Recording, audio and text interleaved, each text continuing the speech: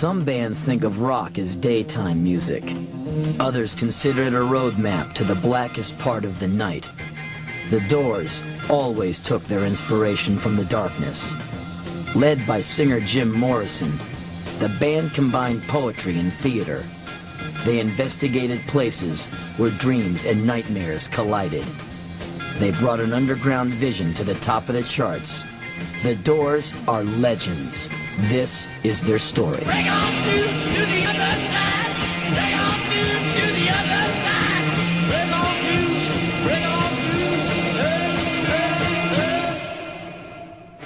to. During the early 1960s, California was a hotbed of rock and roll. The Beach Boys set the tone for a lifestyle of fun, fun, fun. By mid-decade, San Francisco is a haven for the hippies and their smile-on-your-brother attitude. But in Los Angeles, the Doors left flower power to rot on the vine. They looked for truth by moonlight.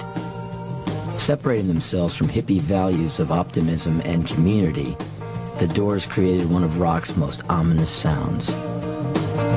At the center was Jim Morrison, a film student and aspiring poet.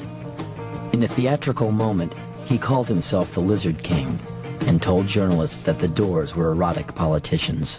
I think these days, especially in the States, you have to be a politician or an assassin or something to really be a superstar. Like the Stones in the Velvet Underground, the Doors flirted with danger. They stood for investigating the extremes of every situation. We want the world and we want it now. Right, Mama?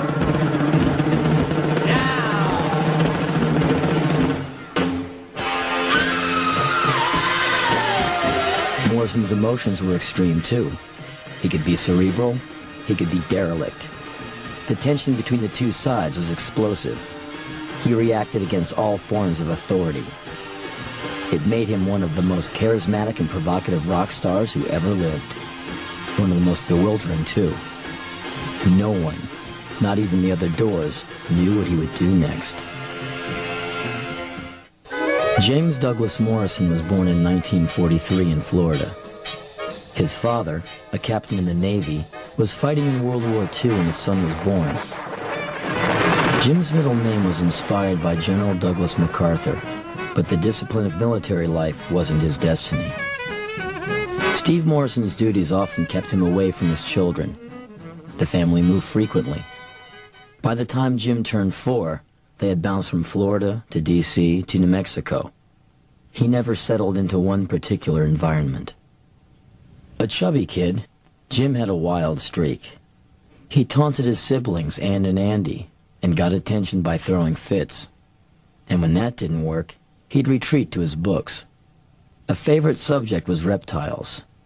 Life in Albuquerque provided plenty of opportunity to investigate the desert creatures.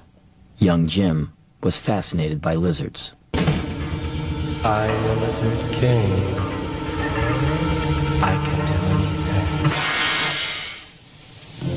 anything. As an adult, Morrison told his friends that he had a life-altering experience at the age of 4. While the Morrison family was driving to Santa Fe one day, they came across a crash on the highway. A truck had swerved off the road and into the desert. Several Native Americans had been riding in the back. One died in the crash. Some were thrown from the truck, badly injured.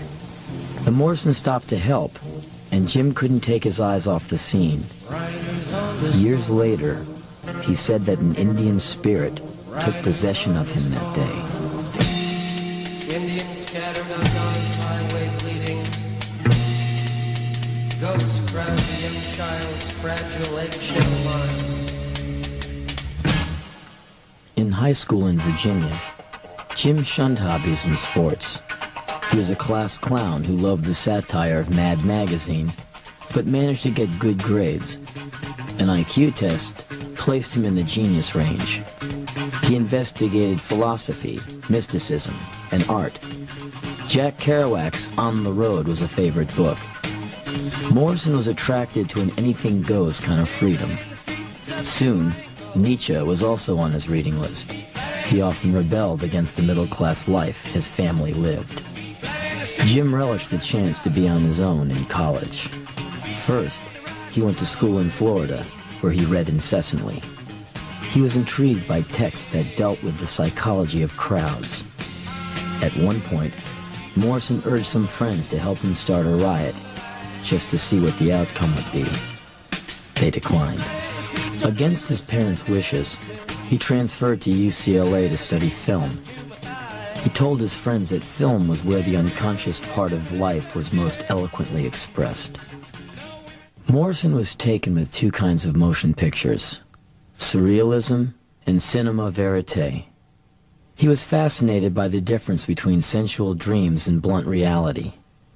Jim made one film while he was at UCLA. He got a D on it. He fell in with several students who were dedicated to art, and some who made an art of partying. One pal was in a band with his brothers on the weekends. His name was Ray Manzarek. Ray liked Jim. He thought Morrison was witty, devilish, and smart. Manzarek's group, Rick and the Ravens, was a bar band. They did tunes like Louie Louie, and they'd invite fellow students up on stage to sing along. One night at a local bar, Jim joined too, but he was shy and didn't do much more than shake a tambourine.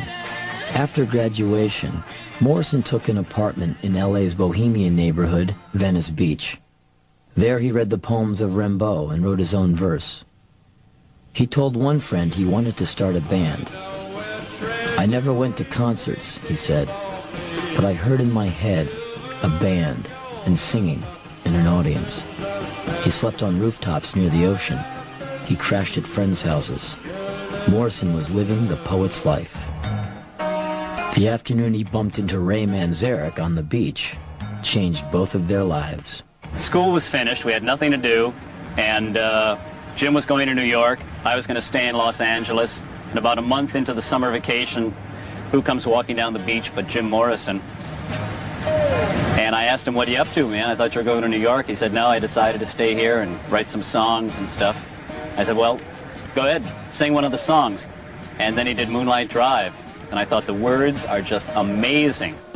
Let's swim to the moon, let's climb through the tide, penetrate the evening that the city sleeps too high. Let's swim out tonight, love, it's our time to try. Heart beside the ocean on our moonlight drive. Jim needed someone to believe in him and help him set his words to music. He moved in with Ray and began to work on songs.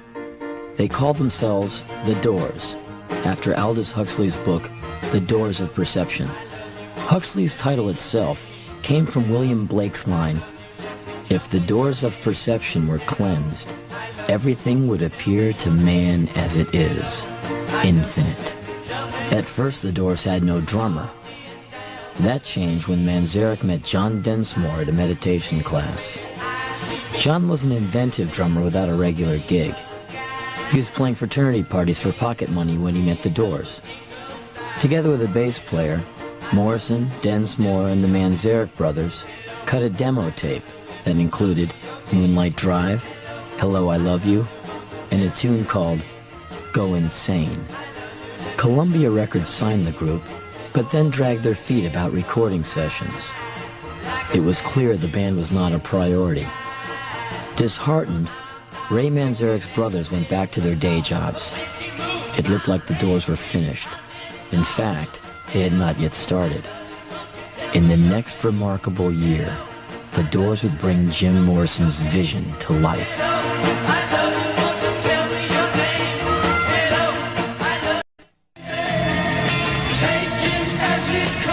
Jim Morrison, Ray Manzarek, and John Densmore wanted to keep the Doors together, but they had lost two members and were getting no support from their record company. Densmore said he knew a good guitarist, Robby Krieger. When I first heard about the Doors, John Densmore, who I'd known in school, was telling me about this group that he was in called the Doors, and they had this wild, crazy guy, Jim Morrison, who was going to be the lead singer, even though he couldn't sing at the time. But I knew that they were going to be good because they had these great songs. The first time Robby rehearsed with the Doors, he played the snaky, bottleneck guitar lines that are the signature of Moonlight Drive. Everyone knew he was perfect. The Doors were fully formed. Name? Robby Krieger. Age? 22 years old. Occupation? Guitar. Name? John Densmore. Age? 23. Occupation? Percussionist. Name? Raymond Daniel Manzarek. Age? Born 2/12/39. Occupation? Musician, organist. Name? Jim. Occupation? Some of those who came to hear the Doors rehearse thought they were too weird. Jim went through periods of self-doubt as a singer. Sometimes he would stand off to the side of the stage. Club owners were bewildered. There was no bass player. Jim didn't look anyone in the eye. No other band sounded like or acted like the Doors. We were all acid heads looking for another way to get high, said Manzarek. We found it in the music. The songs made plenty of room for poetic and musical improvisations. If an interesting tangent popped up, they'd follow it till it reached an emotional crescendo. This gave them an unusual sound, loose but explosive. The music would settle into a kind of hypnotic river of sound, which would leave me free to kind of make up anything that came into my head at the time. You see my grasshopper, mama? Looking real good.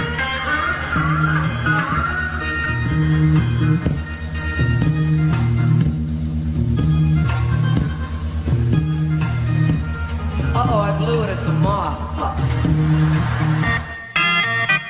At first, the Doors were considered outsiders on the LA scene. But finally, they got a gig at a cheesy Hollywood club called the London Fog. Jim grew more confident on stage, and his singing improved. His blend of insolence and vulnerability seduced many listeners. Before long, the Doors became the house band at the prestigious Whiskey A Go-Go. Jim's improvised passages included lots of sexual innuendo. Often stoned, he'd hurl himself around stage, writhing with the rhythms. Other times, he remained motionless, with his head hung, whispering into the mic. The other Doors reacted to Jim's moves musically. It was a far cry from the bounciness of other LA bands, like Buffalo Springfield or the Byrds. The mood I get from most of it is kind of a heavy, kind of a sort of gloomy feeling, you know, like of someone not quite at home, or you know, or not quite relaxed. The booking agent at the Whiskey said Morrison's dirty street clothes weren't right for the stage. She helped him choose a skin-tight leather outfit to wear. Already dangerous looking, Jim took on a regal air. He was a young Adonis with the sexual magnetism of early Elvis. Women made up much of the band's audience. Pam Corson made a point of being at every Doors gig. It wasn't long before she became Morrison's girlfriend. But it was not just the female fans who were captivated by Jim's performances. Crowds gathered each night at the Whiskey to see what kind of crazed theatrics Morrison would come up with. One night, filled to the brim with LSD, he produced a defining moment. During The End, a song about a romantic breakup, Jim improvised a new section that had blatant Oedipal references. Father? Yes, son. I want to kill you.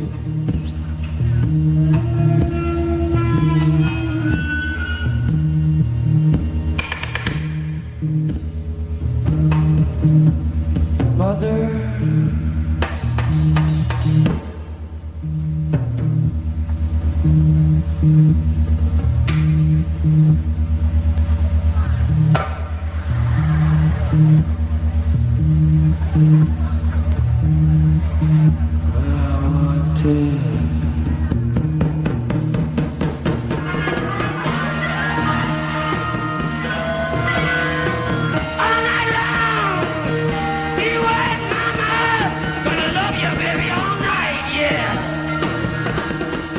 Doors were fired as soon as they left the stage, but the Sunset Strip buzzed about their performance for weeks.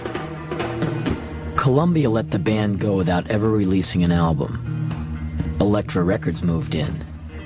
In September of '66, Morrison, Manzarek, Krieger, and Densmore went into the studio with producer Paul Rothchild. Manzarek called the creative process a sort of a seance. The result was one of rock's most electrifying albums. One of the most eerie, too. The first time the Doors tried to capture the end in the studio, it didn't work. Jim was tripping, and the focus wasn't there. A few days later, Morrison felt more secure. With all the studio lights off and a single candle burning, the Doors got the take they wanted. 11 minutes long, the end was a testimony to brutal self-examination. It was full of anger, mystery, and destruction. The Doors had captured their essence on tape. Later that night, when the studio was closed, Morrison returned, broke in, and sprayed a fire extinguisher all over the room where he had sung.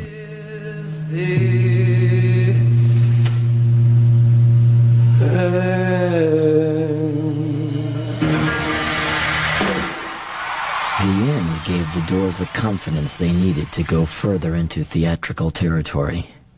They wanted their music to roam through the listener's psyche. What do you hope it will do to its audience? I hope it'll leave them puzzled. Puzzled's a good word. But puzzled and liking you, or puzzled and disliking you? That's part of the puzzlement. You know the day destroys the night, night divides the day. Break On Through was the Doors' first single. It was a local hit in LA, but struggled to get on the national charts. Elektra put up a Doors billboard on the Sunset Strip, something that had never been done for rock musicians. It gained the Doors notoriety with the media. In San Francisco, the Doors played the Fillmore Auditorium and Avalon Ballroom. They shared bills with bands as different as the Young Rascals and the Grateful Dead. When they got to New York, the press was waiting for them. Critics heralded the band as a great underground group. The Doors went back to California triumphant. For their second single, Elektra suggested that the Doors release Light My Fire, the first song Robby Krieger had ever written. At 6 minutes, it was way too long. AM radio wouldn't touch it. The label decided to edit out the organ solo in the middle of the track and tested it on the airwaves. It started to move, and FM stations began playing the uncut version as well. By July of 1967, Light My Fire was the #1 single in the country.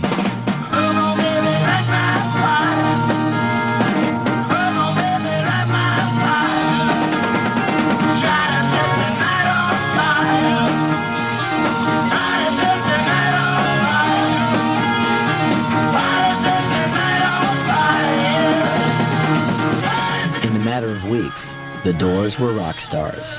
The wild ride had begun.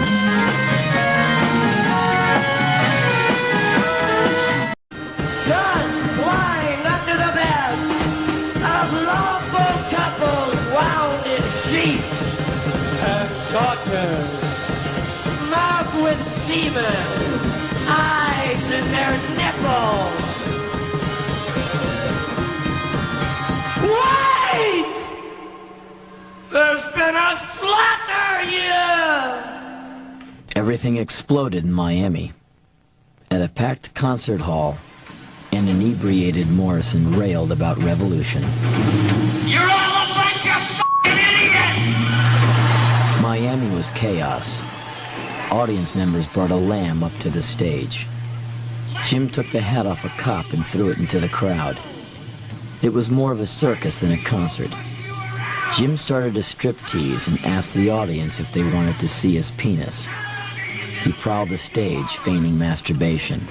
A brawl broke out. Some of the audience members swear Jim exposed himself. Others said he didn't, that it was all pretend. Confusion, anger, and excitement erupted. It was Morrison's most notorious moment. His dedication to spectacle was triumphant. We have taken out 2 warrants for Jim Morrison. One of them is for indecent exposure.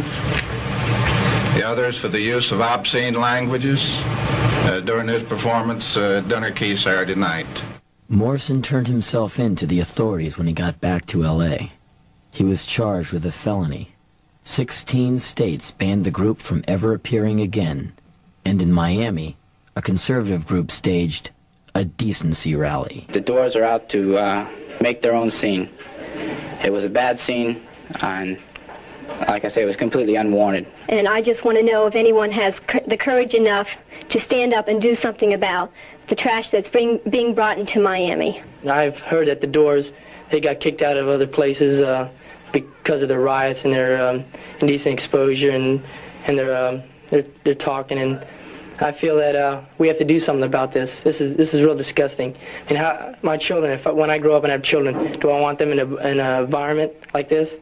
I mean, is this progress, or are we decaying in a way? In the months following Miami, Jim's constant drinking made him look heavy. He wore a thick beard and sunglasses. The counterculture sex symbol was turning into a haunted recluse. Jim was busted for drunken disorderly conduct in Phoenix after some obnoxious behavior on a plane flight. The charges were dropped when it turned out the stewardess had mistaken one of Jim's rowdy pals for Morrison. Jim's bad reputation was overshadowing the music. As work started on Morrison Hotel, some of the press began calling Jim a has-been. The felony charges were hanging over his head. Jim mumbled to the other Doors that he was having a nervous breakdown. He was 26 years old.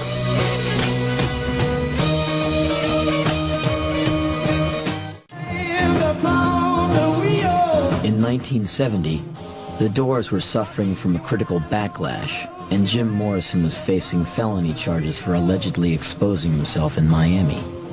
The Doors knew they had to make a musical statement strong enough to silence the doubters.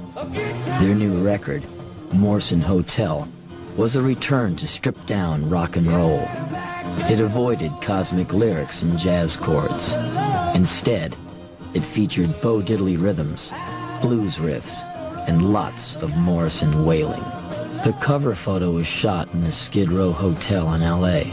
The picture on the back was of a raunchy bar room. The message was clear. The Doors were dumping their pretenses. The band was concentrating on down and dirty rock. Some of the group's teeny bopper fans drifted away, but the Doors' hardcore audience liked what they heard. As Morrison Hotel was pushing its way up the charts, a book of Jim's poetry was released.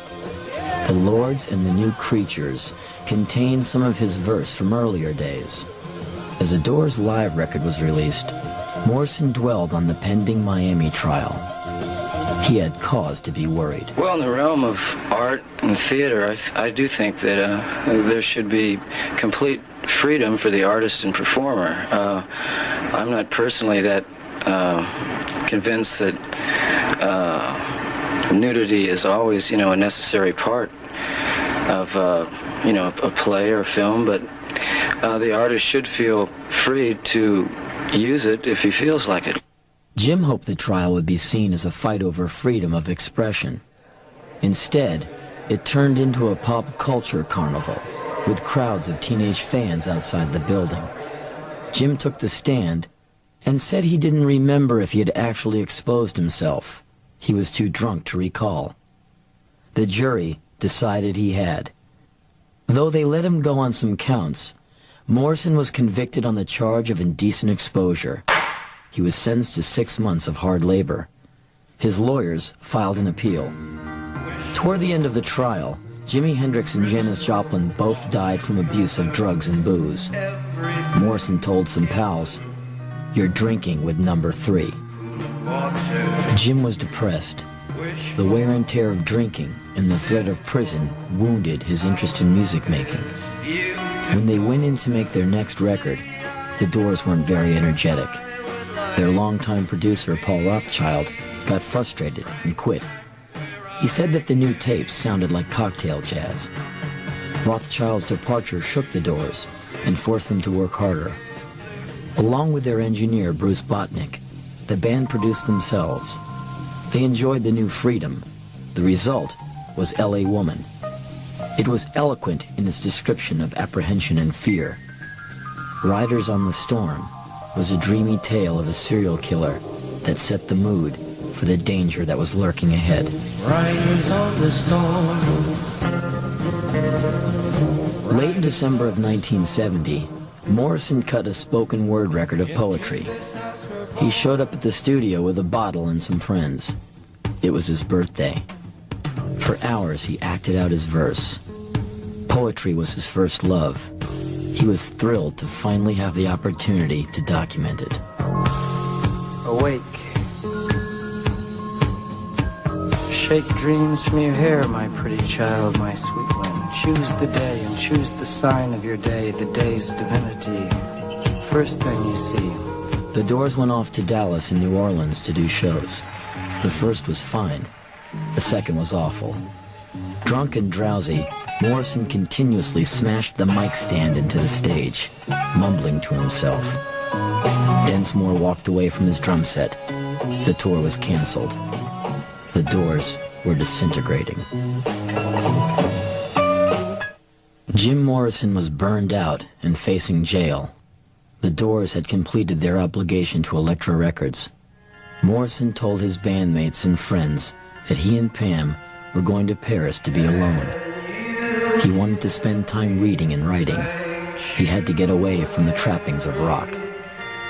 I must find a place to hide, a place for me to hide. L.A. Woman was released, and the song Love Her Madly was a hit.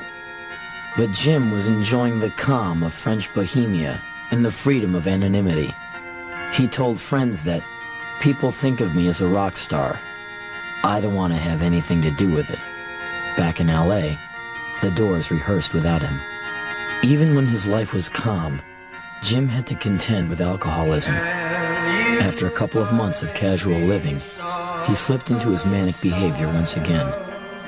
On July 2nd, 1971, in Paris, he went to see a Robert Mitchum movie and came back home complaining of chest pains. In the middle of that night, Pam found him dead in the bathtub. Only Pam and the doctor who signed the death certificate ever saw Jim Morrison's body. There was no autopsy. That prompted endless speculation. Did Morrison fake his death and disappear to get away from the courts and the spotlight? Did he buy heroin from a French dealer and OD? The rumors were wild and varied. He was already an international star. Death would make Jim Morrison a legend.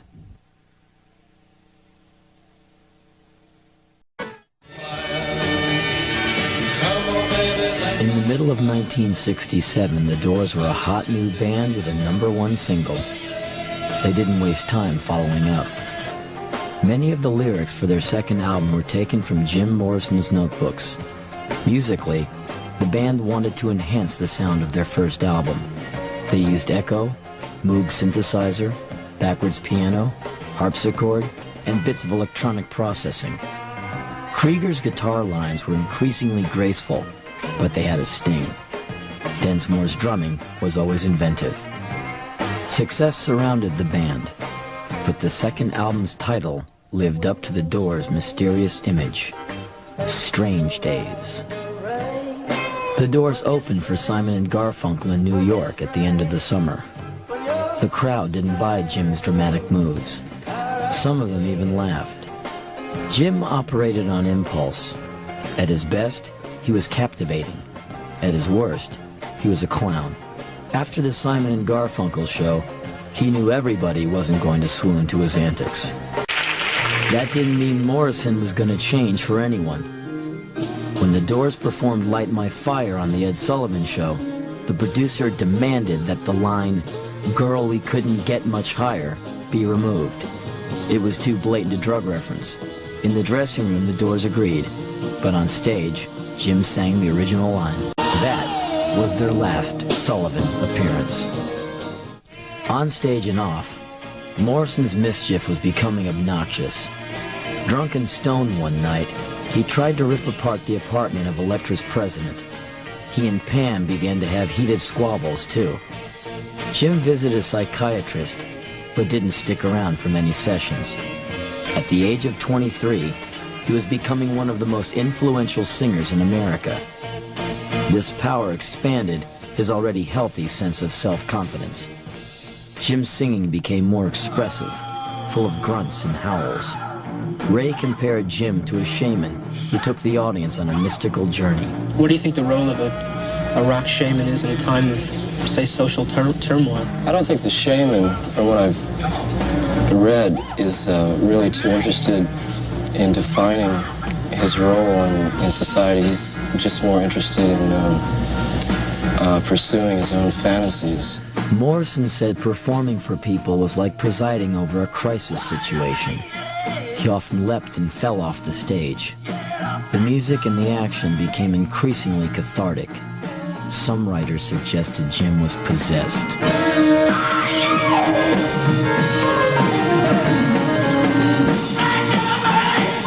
In New Haven, Connecticut, Morrison demonstrated his defiance. Jim was making out with a fan before a show in October of '67 when he was confronted by a policeman. The cop told Jim to clear the room. Jim mouthed off and got a blast of mace in the eyes.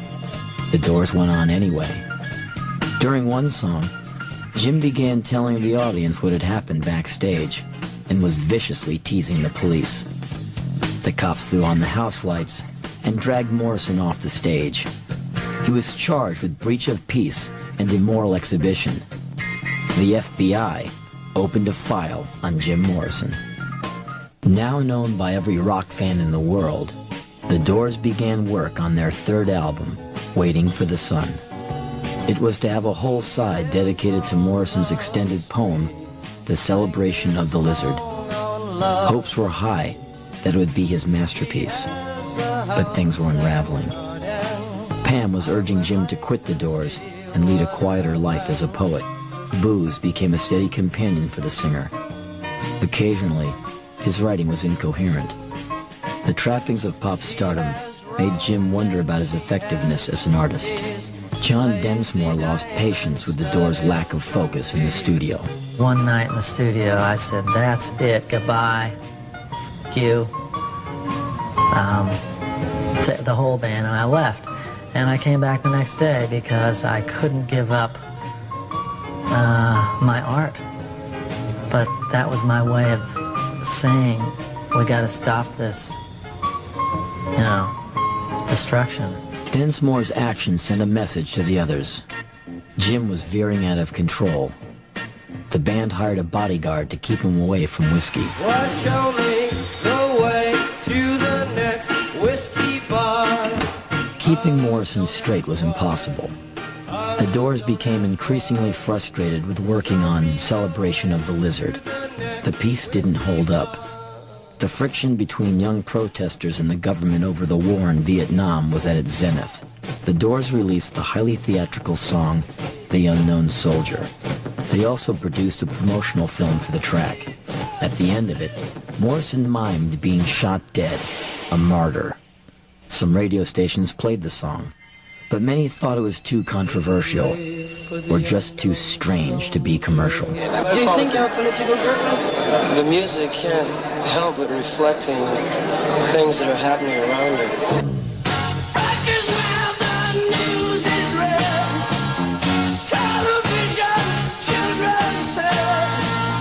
Morrison didn't seem to care about chart success. He made a game out of testing his own physical limits. He jumped out of moving cars. He hung from the ledges of hotels. Morrison could provoke the audience into rushing the stage. Doors concerts began to generate riots. If Jim could not mesmerize the huge crowds as he had club audiences, he would instead drive them into a frenzy.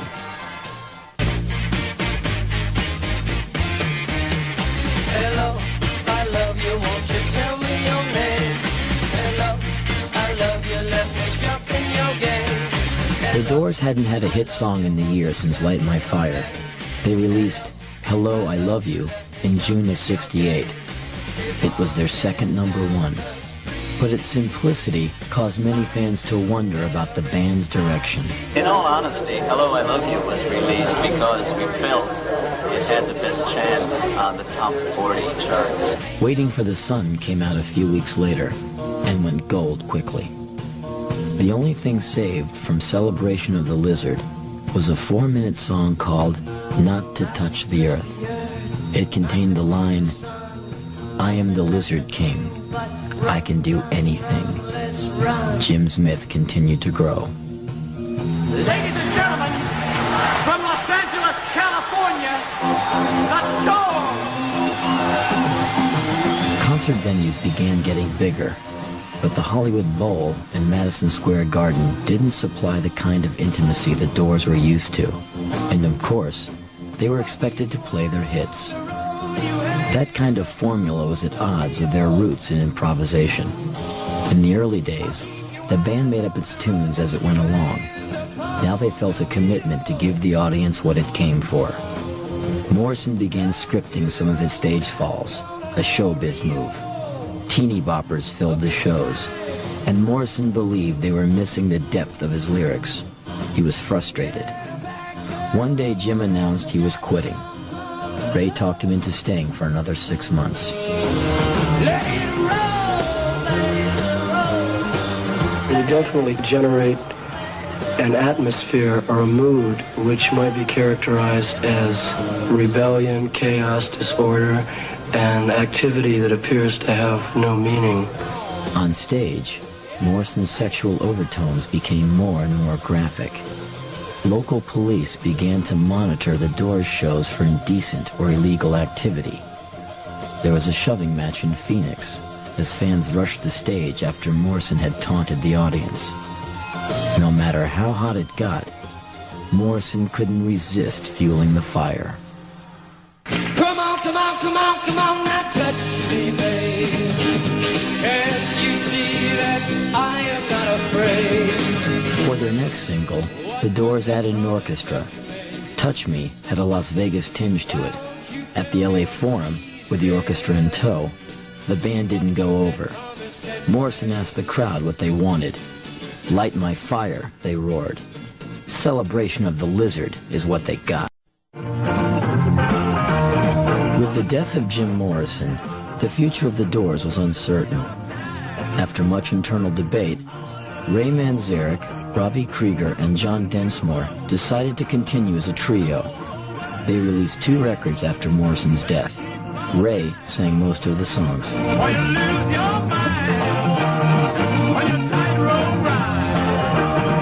Neither album had much commercial success. They split up in 1973. In April of '74, Pamela Morrison was found dead from a heroin overdose in Los Angeles.